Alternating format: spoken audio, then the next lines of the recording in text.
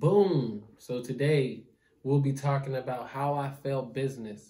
Not one, not two, but 5 times. How I failed at business 5 times. Coming up.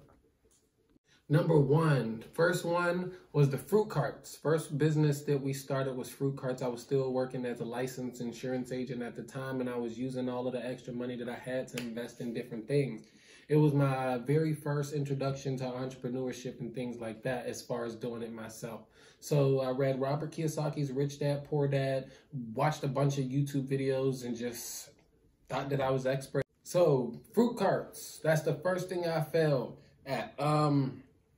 Watched a whole bunch of YouTube videos. I seen it out. I was in Los Angeles, California. So as you know, fruit carts, taco trucks, and things like that are really big over there. So I get the fruit cart off OfferUp or Letgo. I'm not exactly sure which one at the time. But I get the fruit cart. It was only like $300 or something. It was close to that. I had a partner go in on half with me. And then we worked it to where she was a Mexican woman. And her being at the cart would make more money because more people of her demographic are more interested in the fruit carts. It's closer to their culture. We buy it, yeah, we see it, but most of the time we're not actively looking for that fruit cart unless it's just bomb, unless it's just fire. So with the fruit cart, how we fucked up is we took the money that we were making from the fruit cart and invested it in other things and was paying bills for it.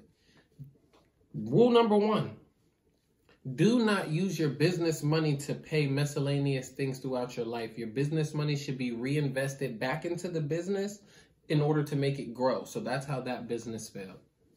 An extra little tidbit about this business is that when we first start going out there, I was going out there by myself because I'm a guy. I'm like, oh, maybe she'll get robbed, or I was worried about the precautions of things. And I wasn't selling anything. Like I got a few, you know what I'm saying? I made like, let's say $50, $60 the first day. And I didn't think that was bad. I'm like, damn, like normal people at regular jobs make about $60 a day after they take taxes away. So $50, $60 wasn't that bad for our first day. It was just the fact that I knew we could make more money if she was out there. The next time we had her go out there, she was making 75 and up, and we were really starting to push forward. And the fact that she was bilingual also helped with that. Boom. Number two, we were like, okay, now we understand how it works, starting off just the basics of it. So now what we're going to do is we're going to up the ante and invest in something bigger to see if it brings more money in. Cool. So we went to ATMs. Now, ATMs, super lucrative. I'm going to go ahead and put some math up there and let you know exactly how it was going. So this was the plan. I start with one ATM, and I got it from OfferUp, Letgo again, but this time, the second rule, don't be cheap on your main thing. So I went cheap, got it from OfferUp, Letgo, kind of how I did the fruit cart at first. But what I didn't realize is you need an EMV. This is going to be $1,000 worth of game right now. This might be a $500,000 worth of game if you apply it correctly. With the EMV, you have to pay for fraud. You have to pay for different things that come along with it. Like say if your transaction fees or anything like that, there's more things that come with it if you don't have the EMV. Without the EMV, you can't even take the chip. So if somebody have a chip on their card, you won't even be able to read it. You'll have to do the swipe. Now, with the chip on the card, it makes it different, and it covers you in different ways when it comes to the business. It covers you as far as, how I said before, fraud. If somebody takes out $50,000 in fraud from your ATM, guess who has to pay that $50,000 back to whoever they stole it from? You do, because you're responsible for your machine. Now, without the EMV chip, I wasn't able to get it activated. I wasn't able to get it connected to the processor and get everything together without the EMV chip. Make sure, if you're going to get an ATM, have the EMV chip installed already. What I thought is I could buy the ATM and have somebody else install it, but it's very hard to find the people that can install it. It's super costly, so you might as well get the ATM that already comes with it. So boom, back to this. This was the plan. So I go ahead and get one ATM, use that ATM to pay off another one. So now I have two. Two bringing in approximately this amount a month comes out to, boom. So with the ATM paying for another one, I was going to go ahead and pay for another one. I was going to stop at like 4 for a moment. Like I was going to keep the momentum going until I got to 4. That was the plan. But the EMV chip and the difficulties that came with that stopped me early. Don't go cheap on your main thing. Vending machines. Number 3, be an expert in that field. Matter of fact, take that back. Be close to an expert in that field. Look it up. Talk to some people within the field. Talk to a lot of people within the field, not just one person to get their idea of it. Listen to me very closely. With the vending machines, I was doing a lot better to where I got the vending machines actually up, had the location, gave one to one person, and then I had one set up somewhere else. Cool. That's fine and dandy, but the only problem is a vending machine is heavy as shit. So the different damages or the different liabilities that come along with that. Some people wouldn't let me put the vending machines in there because it was a liability that it will fall on a person or things of that sort, which is very unlikely, but it's something that a business has to think about. So the way I did it was I went ahead and I told them, okay, cool, you can have whatever you want in the vending machine, and the manager, the owner, gets whatever he wants free. Everybody else has to pay for it. So basically you have a free store right there. Just tell me which ones you want to stock and we'll do it like that. Everything was fine, but it's an extremely heavy machine. I had to lug it around to location after you get everything set straight. If you don't have it set straight, then you got to pay for a storage fee. If you don't have a storage fee or you have it at the house, you got to make sure that you keep it covered, keep your asset or keep your investment, in top shape.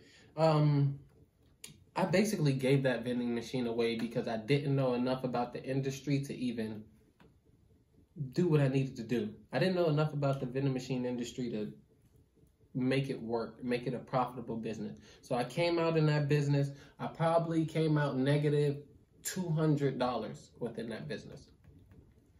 ATMs, I came out negative 500 probably. Fruit cart, I came out positive 120. And next thing we're going to talk about, we went to from there, chess lessons for kids with autism. What I want to talk about now is the chess lessons with for kids with autism. We were at the fruit cart one day. A lady passed by and said, "Oh, you were playing chess." We were playing chess at the table. She was like, "Can you teach my kid? He has autism. It may be difficult for him." I'm like, "No. A lot of the times with autism, it becomes a superpower if you're able to use it the right way or if you're able to utilize whatever their disability is." Boom. So we start teaching the kid with autism, and this is how we failed this business. We weren't within the industry. We weren't around a lot of kids with autism. We weren't within the community with kids with disabilities and things of that sort. I'm positive that if we were within the community, that business could have ended up vastly positive. It's a chess board. A chess board is $10 fucking. We went positive on the chess business as soon as we started it. So that was a pretty good investment as far as that goes. But as far as longevity, it failed because we weren't around our prospective client.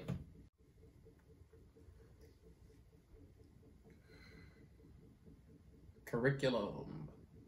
When we tried to do the curriculum, I was watching a lot of Derek Grace. I went to one of his seminars. It wasn't really a seminar. It was kind of like a community meeting, it felt like.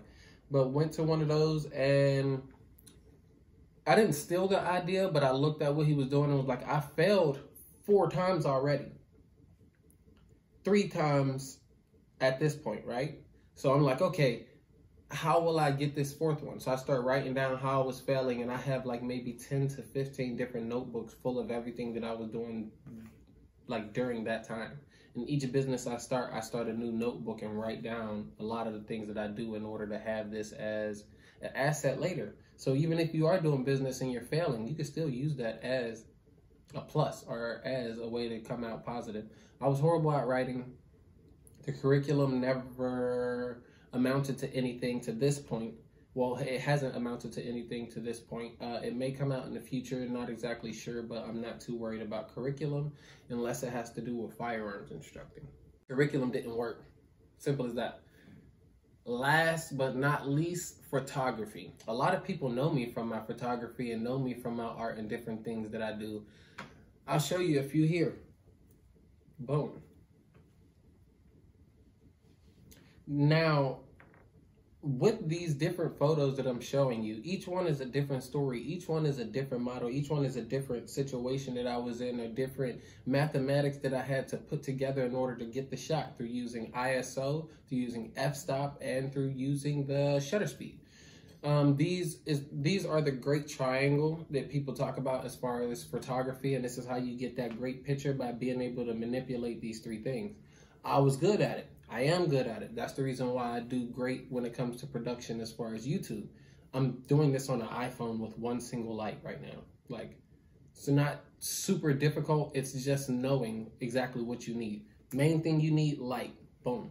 If we're talking about photography. Why did this business fail? This business was immensely positive. I came out positive thousands of fucking dollars off of this photography shit. Why did it fail? Because it doesn't exist anymore. I'm not currently doing photography for profit. Like, that's not what my interest is. That's not what I want to do. Am I doing promo? Am I doing production for my own company? Of course. So I'm using the photography to further different businesses, and no matter what I do from here on out, my visuals are going to be all right. My visuals are going to be on point, better than average, because of exactly what my background is. Boom. Photography. How the fuck does a business fail that you're doing good at? Let me explain to you. I moved from California to Georgia. Georgia has a lot more of my prospective client when it comes to photography. Boom, I could do that. In California, there is a lot of, what is it called, watering down.